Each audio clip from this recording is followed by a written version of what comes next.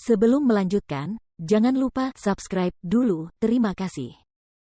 Bab 504 Keegoisan Diri Sendiri. Asteris gelombang asteris pedang naga merah masuk dari mulut besar roh jahat dan keluar dari pantatnya. Pedang itu menembus seluruh tubuhnya, menyebabkannya langsung melolong kesakitan, merasakan sakit yang tak ada habisnya.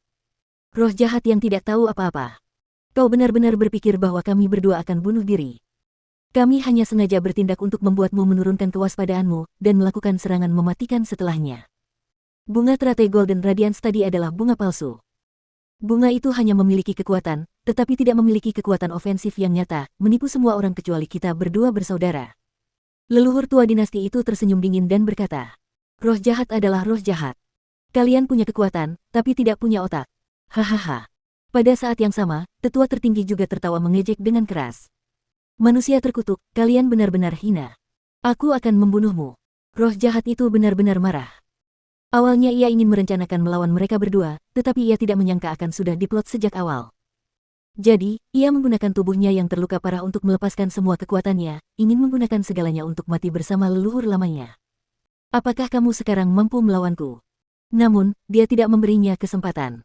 Pedang naga merah di tangannya melambai lagi, menyebabkan naga merah terlepas dari pedang, bertabrakan dengan roh jahat. Hanya dengan serangan itu, roh jahat hancur. Belum lagi residu, bahkan tidak ada aura yang tertinggal.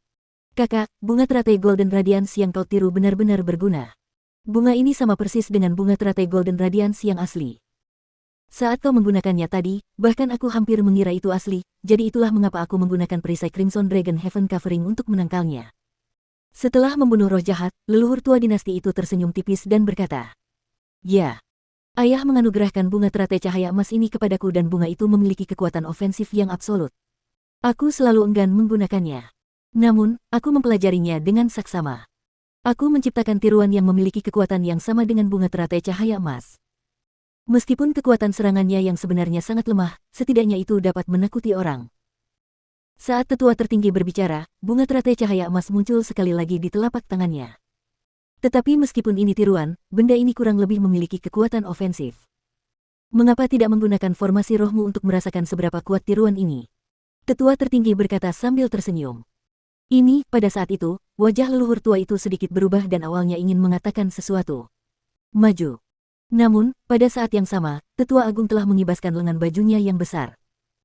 Bunga teratai cahaya emas di tangannya meninggalkannya, terbang, berubah menjadi beberapa anak panah emas, dan melesat dengan dahsyat ke arah leluhur tua dinasti itu. Melihat itu, leluhur tua itu tidak panik, juga tidak mengayunkan pedangnya untuk menghalangi.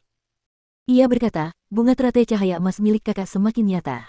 Memang, itu dapat menakuti banyak ahli. Mengenai kekuatannya, biar aku yang menganalisisnya untukmu." Saat dia berbicara, dia melambaikan pakaiannya. Lapisan formasi roh yang lemah muncul di depannya, karena dia ingin menggunakannya untuk menghalangi bunga teratai cahaya emas tiruan. Asteris dentuman keras, dentum, dentum, dentum. Namun, saat beberapa anak panah emas itu saling terkait dengan formasi roh itu langsung hancur. Bersamaan dengan itu, beberapa anak panah emas itu langsung melesat, dan dengan kekuatan yang mengerikan, mereka melesat lurus ke arah leluhur tua dinasti itu. Omong kosong, pada saat formasi roh itu hancur, wajah leluhur tua yang awalnya tenang langsung berubah drastis karena dia dengan heran menemukan bahwa bunga teratai cahaya emas itu tidak palsu. Itu asli. Namun saat ia menyadari hal itu, semuanya sudah terlambat. Ia tidak akan berhasil jika ia menghindar, jadi ia hanya bisa bertahan melawan serangan itu dengan paksa. Maka, sesuai dengan keinginannya, lapisan-lapisan formasi roh berwarna ungu terus keluar dari tubuhnya untuk menghalangi datangnya anak panah emas. Asteris dentuman keras, dentum, dentum, dentum. Suara ledakan terus-menerus terdengar di depan leluhur tua dinasti itu, tetapi lapisan formasi roh berwarna ungu juga hancur berkeping-keping. Pada akhirnya, beberapa cahaya keemasan menghantam tubuh leluhur tua dinasti itu. Asteris suara mendesing. Namun saat anak panah emas itu mengenai tubuh leluhur tua itu, jubah emasnya memancarkan cahaya keemasan yang menyilaukan dan terjalin dengan anak panah emas itu. "Persenjataan elit, jubah naga murni. Aku sudah tahu bahwa ayah pasti juga memberikan persenjataan elit ini kepadamu. Namun, jangan remehkan bunga teratai cahaya emas milikku.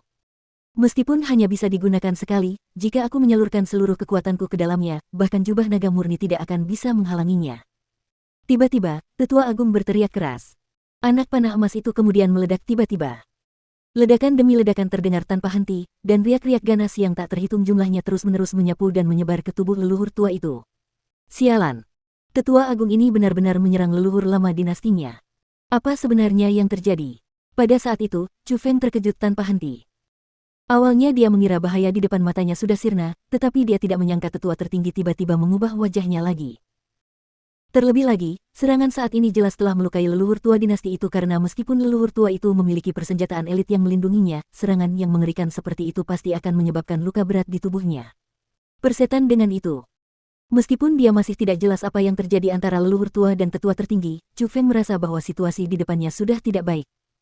Jadi, dengan kekuatan penuhnya, dia akhirnya membuat celah di formasi roh berwarna biru. Tak lama kemudian, Chu Feng merentangkan kedua telapak tangannya.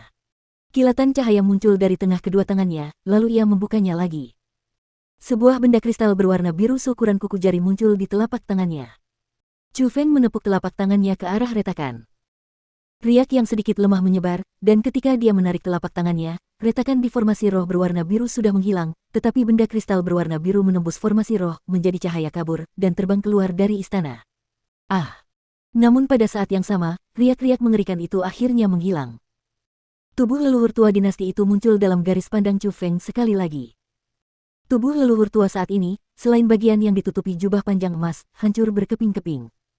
Bahkan ada beberapa bagian yang memperlihatkan tulang-tulang putih yang mengerikan. Bahkan wajahnya pun tidak terkecuali. Itu sangat mengerikan. Meskipun ia berhasil memblokir bunga teratai cahaya emas, tubuhnya memang mengalami luka parah. Saat ini, auranya lemah.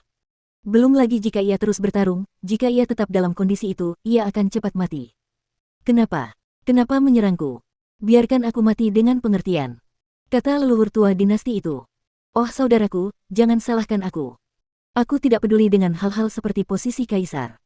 Aku juga tidak peduli dengan cinta yang diberikan ayah kepadamu. Terlebih lagi, aku tidak peduli dengan semua ketenaran dan kekayaan yang telah kau ambil. Yang aku pedulikan adalah apakah aku mati atau hidup, tapi aku sudah mencapai tahun kematian. Tapi aku tidak ingin mati. Selama bertahun-tahun ini, saya selalu mencari cara untuk memperpanjang hidup saya. Saya telah mencoba berbagai rumput abadi dan obat-obatan ilahi, tetapi efeknya sangat kecil. Yang memiliki efek terbaik hanyalah rumput abadi perpanjangan tahun. Tetapi kamu juga tahu bahwa barang-barang itu sangat berharga. Begitu berharganya sehingga bahkan kamu tidak mau membelinya bahkan saat hidupmu sudah berakhir. Jadi, aku tidak boleh berharap kamu membelikannya untukku. Oleh karena itu, ketika dinasti Ji, dinasti Zhao, dan dinasti Liu bergandengan tangan untuk mengambil 10 rumput abadi perpanjangan tahun sebagai ganti nyawamu, aku setuju. Tetua tertinggi tersenyum ringan dan berkata, "Kakak, kamu benar-benar bodoh." Asteris batuk-batuk mendengar kata-kata itu, leluhur tua dinasti itu menjadi marah. Awalnya dia batuk beberapa kali dengan keras, lalu berkata, sudah berapa tahun klan Ji, klan Zhao, dan klan Liu ingin menyerang dinasti Jiangku. Saat ini, di dinasti Jiang, satu-satunya yang mampu melawan mereka adalah aku. Kau membantu mereka sekarang tidak semudah membunuhku. Kau mengirim seluruh dinasti Jiangku ke liang lahat. Hoh, jika kau benar-benar takut pada mereka, kau tidak akan mengambil risiko dengan datang ke sini untuk membuka makam kaisar. Tetua tertinggi itu tersenyum dingin. Tak lama kemudian, ia berkata, lagi pula, apa hubungannya keberadaan dinasti Jiang denganku? Aku hanya peduli berapa lama hidupku sendiri bisa bertahan.